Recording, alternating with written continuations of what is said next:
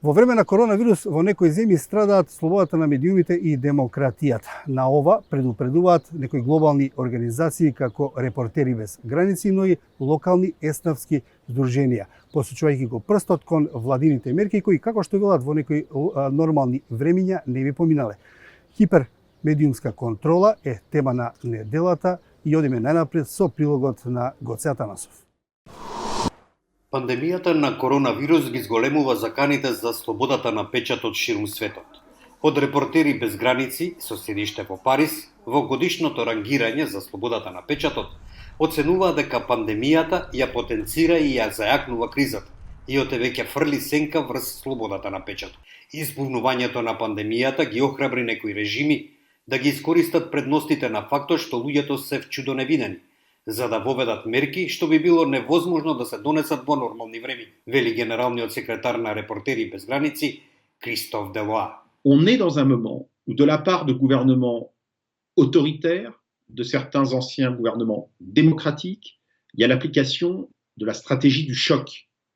Cette stratégie du choc qui consiste, c'était d'abord une notion économique, mais qui consiste pour des gouvernements à prendre parti, à prendre l'opportunité d'un choc psychologique, d'un choc politique, ça peut être un coup d'État, pour faire passer des mesures qui normalement ne passeraient pas.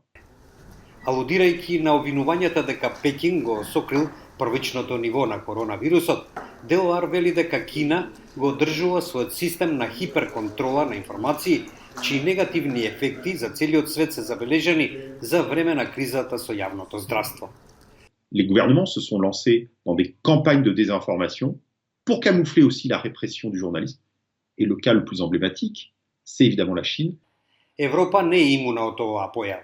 Унгарија под премиерот Виктор Орбан донесе посебен закон за лажни информации, што според Репортери без граници е целосно непропорционална и присилна мерка. Dans d'autres, ce sont de nouvelles législations qui sont adoptées. Ça a été le cas par exemple en Hongrie, où est punissable de 5 ans le fait de diffuser des fausses informations. On pourrait se dire a priori, c'est bien, mais en réalité, ça vise à attaquer les médias indépendants qui sont ceux qui ont le mieux couvert la crise du coronavirus. Во Турција, каде што председателот Реджеп Тајип Ердоган постојано е критикуван за спречување на слободата на печатот, како што се наведува во извештајот, цензурата на медиумите, особено на онлайн медиумите, е засилена и земјата е поавторитарна од кога и да било. Слично е и во Русија, која исто така упорно работи да го контролира интернетот, користејќи се покомплексирани методи. При тоа се посочува законот кој ќе ја овозможи на земјата да го исклучи рускиот интернет од остатокот на светот. Изгледите за кинеско сценарио во Русија се алармантни, оценуваат од Репортери без граници. Делоар вели дека постои јасна корелација помеѓу потиснување на слободата на медиумите како одговор на пандемијата на коронавирусот и рангирањето на една земја. Каде е македонското новинарство во оваа приказна? Новинарите се жалат на ограничен пристап до информациите и на настаните, но и непрофесионалното и неетичко известување во време на вонредна состојба. Од Скопје, Марија Митевска. Прес-конференции преку видеоврска на интернет, земање изјави преку некои од апликациите кои овозможуваат онлайн комуникација. Ова се само дел од промените во начинот на информирање кои се наметнаа поради пандемијата со коронавирусот и рестриктивните мерки кои беа преземени со цел спречување на ширење на болеста. Сите мерки кои беа донесени извршија влијание врз слободата на изразување, која и во вонредни услови мора да биде гарантирана, без разлика што постојат одредени ограничувања, вели председателот на Сдруженијето на новинари на Македонија Младен Чадиковски.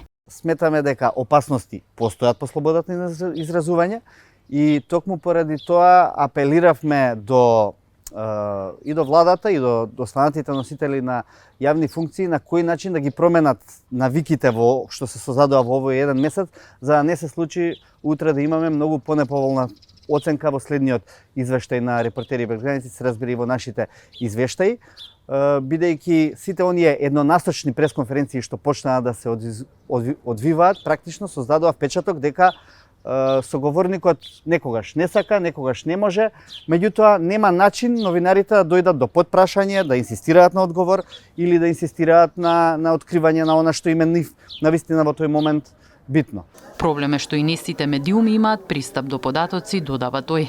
Некои медиуми добиваа ексклузивни информации за работи за кои што велевме дека не смеат да бидат така, за кои што самата власт тврдеше дека не смеат да бидат така, за да не се создава сензационализам и ексклузивност.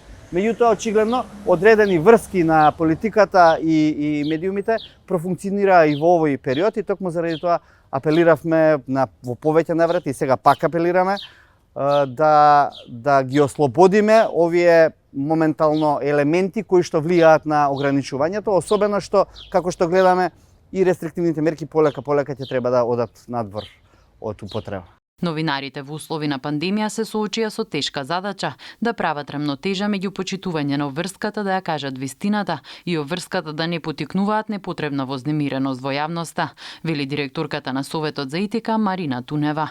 Се разбира, новинарите работат и медиумските работници во отежнати услови, со ограничен пристап до настаните, информациите, кои што треба да ги имаат. Понатаму редакциите се соочуваат со економски потешкоти, што секако може да влие и врз загрозување на работните места на луѓето кои што работат во медиумите. До Советот за етика пријавени се 27 случаи на непрофесионално и неетичко известување за време на вонредната состојба. Од нив најголем дел или 19 жалби се однесуваат на известување околу пандемијата на коронавирусот. Тоа беше се во ова издание на темата на неделата. Следете на slobodnaevropa.mk и на нашите социјални мрежи. Довидување.